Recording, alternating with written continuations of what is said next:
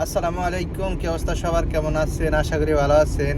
অনেক ভাই কমেন্ট করেছিলেন যে ভাই আমি পরীক্ষা যে দেব এটার কিভাবে প্রস্তুতি নিব।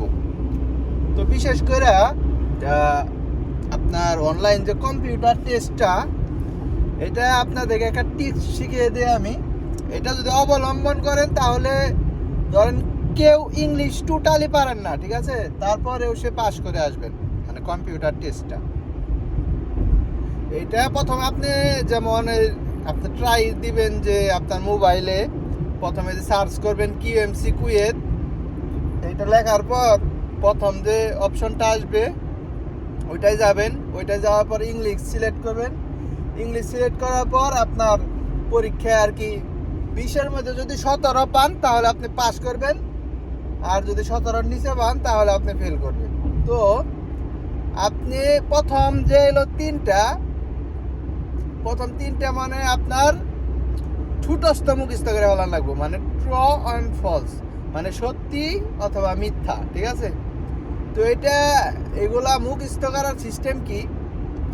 তো প্রথমে আপনি একটা পরীক্ষা দিবেন, আপনি পারেন বা না পারেন, সত্যি বা ভুল আন্তাজে একটা পরীক্ষা দিবেন।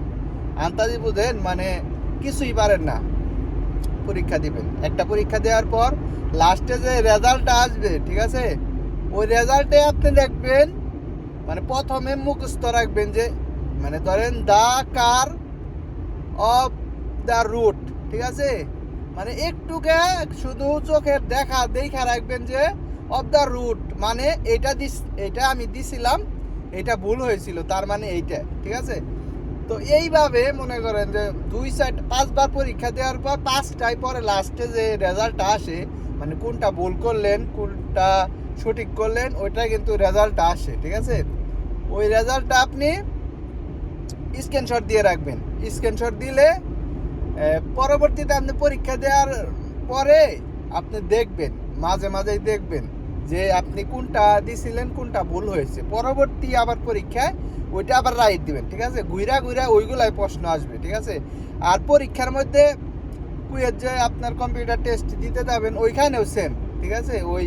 ওই সেম ওয়েবসাইট থেকেই আপনার এক এক সময় এক একটা আসবে, মানে তাদের কোনো নিজস্ব কোনো নেই যে আপনাকে ওইভাবে দেবে, ঠিক আছে। ওই আপনার ক্রোম ব্রাউজারে যে পরীক্ষাটা ওইটাই ওই সেম টু সেম, ঠিক আছে। আপনার টেনশন নাই যে এলো আলাদাভাবে আসবে কিনা। তো এইরকম ভাবে আপনি ভুল করলে ওইগুলো স্ক্রিনশট দিয়ে রাখবেন। তারপর আপনি দেখবেন যে এক সময় মনে করেন 20-এর মধ্যে 19 পাইতেছেন, 18 পাইতেছেন।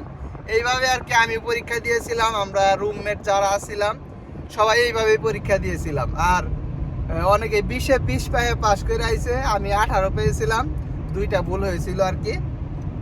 তারপরে পাস, 17 পাইলে পাস, অসুবিধা নেই, টেনশনের কোনো কারণ নেই, ঠিক আছে। আর যে টিক্সটা দিলাম এই টিক্স অনুযায়ী যদি আপনি কিছুটা একটু ট্রাই করেন, দেখবেন আপনি যদি পড়ালেখা নাও পারেন আপনি পারবেন, ঠিক আছে।